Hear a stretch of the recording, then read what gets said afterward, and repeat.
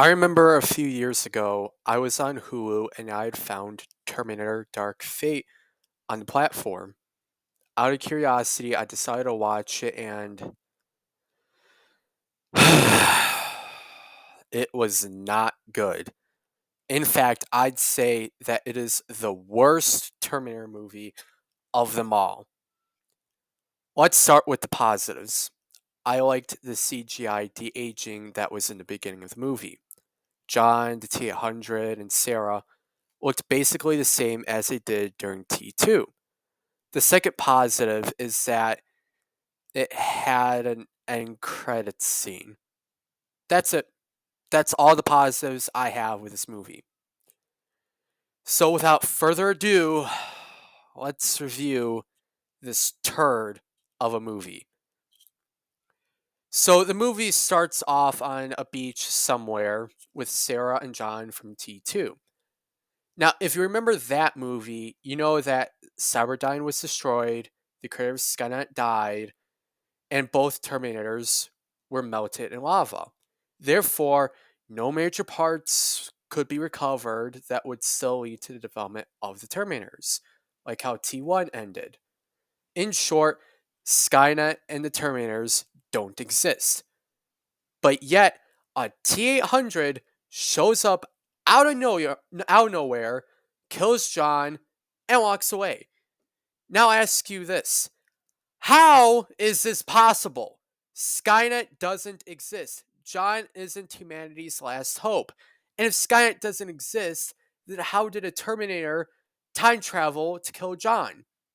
And even if in the start of T2, Skynet not only sent the T-1000, but also sent at least one T-100, that still begs the question. How does it exist in the first place, since Skynet would never have been created, meaning that there would never have been a T-100 to begin with?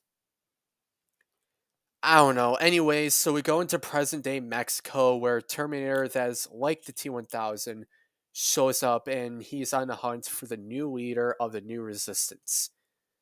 You see, instead of Skynet, there's now Legion, which is the same thing just with a stupider, more generic name. And as such, there's a new leader with the resistance, which again begs the question, why was John a target to begin with? Now, about this new Terminator, of which I'm simply going to refer to as Discount T-1000, is nothing like the Terminators in the past. It has the same abilities as the T-1000 does, but with new abilities like splitting itself in two and creating its own guns. Now, you would think that this would be the most dangerous Terminator, but nope! This Terminator is incredibly stupid. Like the whole thing of creating its own guns, it only did that once, and it didn't even shoot it. It only split itself up twice, and you really couldn't tell much of a difference. Or how about one moment where he's in a helicopter and is shooting at the protagonist with an SMG when it's like, a mile away at least. And may I add, that was no joke the only moment where he actually used a gun in the entire movie. Or how it got access to Border Patrol drones and crashed them at random people instead of, oh, I don't know, the protagonist of the movie. Or how he changed his voice and face only one time for like 2 minutes, whereas the rest of the time he was using his default face and voice. And may I add, he had infiltrated a Border Patrol base, disguised himself as a female guard, kept her name tag on the uniform, but still used his default form. In fact, if I remember correctly, they literally zoomed the camera on his name tag, showing it to be the one that belonged to some girl he killed earlier. I mean, come on now, really? I mean, how stupid can this AI program be? How can this be created by a super smart AI thing that is supposed to be the major threat to humanity? How is it able to create something so brain dead stupid? I don't know. Like the thing is always trying to fight with melee weapons instead of guns. Never changes forms. Never changes voice. Nothing. It's on par with the enemies from Redfall when the game first came out. It's that bad.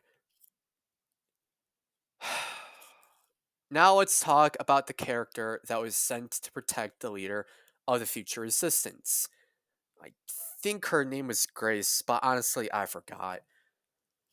My first point with her is why on earth would the resistance send a cyborg, oh, sorry, augmented person who literally needs drugs after it uses its power to protect the future leader?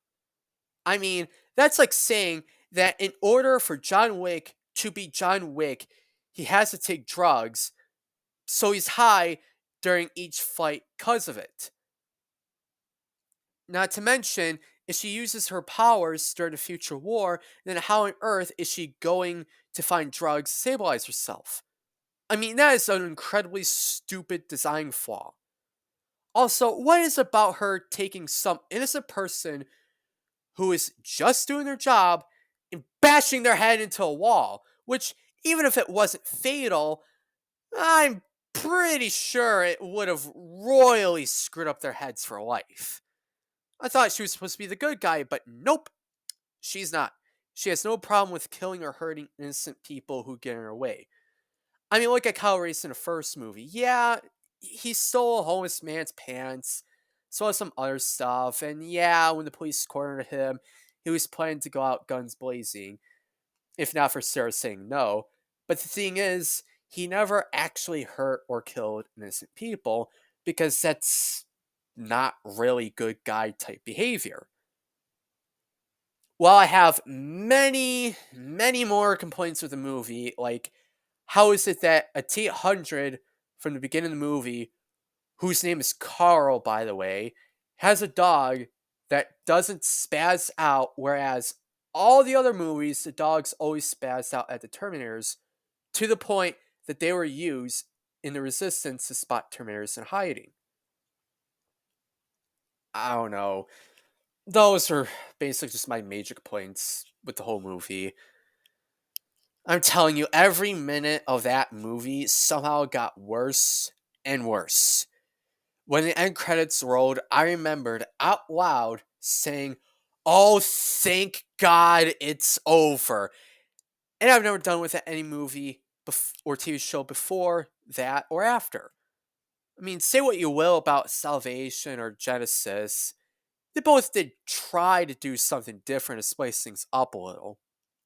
Like, Salvation was the only movie that we got that was actually exclusively about the future war or how Genesis tried to do time paradoxes.